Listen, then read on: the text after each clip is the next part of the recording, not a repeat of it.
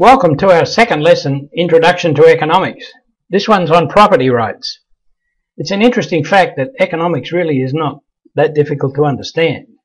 And economics can ultimately be boiled down to this whole question of property rights.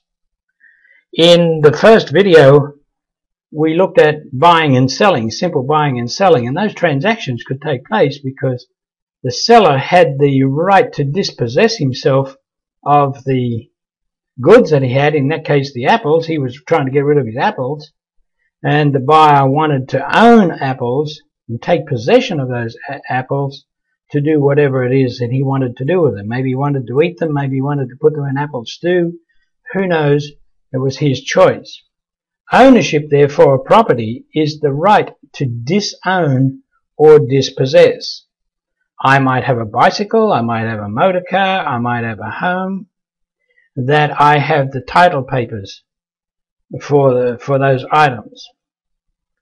But those title papers are not much use in terms of ownership unless I can, whenever I decide, dispossess myself of those items. In other words, I might want to give them away, I might want to sell them, who knows. It is completely my choice. Or at least it should be my choice. So what we find is that all theories of economics can be understood by this one simple principle, this principle of ownership. And ownership can be divided into two different types of ownership. One is called the private ownership of property. By private ownership, I mean private ownership by individuals or groups of individuals in joint stock companies. Joint ownership companies. The alternative to that is ownership by the government. And in this video, I'm calling government ownership public ownership.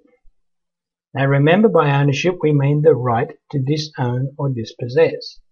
So if the government can walk into my home, or if the government can make a rule and regulation that says I cannot sell my home unless I do it under these conditions, it is dictating the dispossession rules of my property, and therefore I am no longer the one who is in control of the dispossession. In that case, it would be true to say that the government owns property, my property, and I don't own it at all. Now historically we've had on the private ownership of property an economic system known as capitalism. We'll have more to say about that in a later video. Under the public ownership of property, we generally have communism and socialism. It may go under other names, and the easy way to identify the two is look at who makes the decision about the dispossession of property. Now under communism, the individuals don't own anything. The government makes all the decisions. Under socialism, the government lets individuals possess the title papers for property, and yet the government dictates at all time what the individual might do with that property. That's what happened in Germany in the lead up to the Second World War under the Nazi system of socialism. Our governments today, however, are trying to be neither capitalist, because they think that's bad. They think communism is also bad and socialism is bad. And they think that somewhere in the middle is a place that they can legislate successfully and make the economic system better for everyone. However, if we look carefully at this middle of the road type policy, what we find is that it is merely a process of transferring ownership from individuals to the government. Each rule and regulation that is made is another step away from private ownership and towards public ownership. Every regulation that's implemented is a control on the individual as to what he can and cannot do, and so therefore it slowly removes ownership from the individual into the hands of the government. We might want to indicate these two economic systems with these words. One is the free market system, and the public ownership is the free market, or a market. It's not free. It's a market controlled by government rules and regulations. This is how you tell the difference between the question of ownership. Who makes the rules about the dispossession of the property? Pretty simple, huh? You don't need to go and spend 3 years at a university to learn that. All you got to do is just look at what you own and see how much control I have over that item in order to be able to dispossess myself of it. So the real difference between private and public ownership is this question of control. Who is the controller, the individual or the government? Who's making rules about dispossession? And what we find is that in order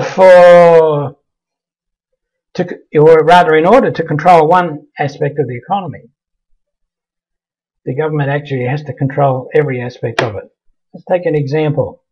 People like to buy fresh milk, untainted by the homogenization process or the pasteurization process. They want to buy pure raw milk, and so the government legislates against this.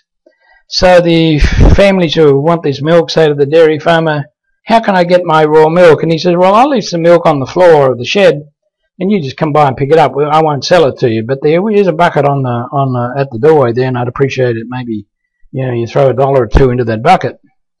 And so the individuals come out and they collect their milk and they throw $1 or $2 or some loose change or whatever it is into that bucket, and everything goes on all right until the government finds out that really the movement of unpasteurized and unhomogenized milk is still taking place to individuals, and this is what the government wanted to stop. So now it has to take and make some new rules. We will make a new rule that says you can't leave the milk on your shed floor, or you can't leave a bucket there, or you can't drive onto somebody's profit and pick milk up and throw money in a bucket. Whatever is necessary to achieve the original result now requires one or more additional rules. So in order to control one part of the economy, it is necessary to control every part of it, at least in principle. So the governments today feel that there is not one area that they cannot make legislation. If they want to walk into your kitchen, they can legislate what you can and can't eat.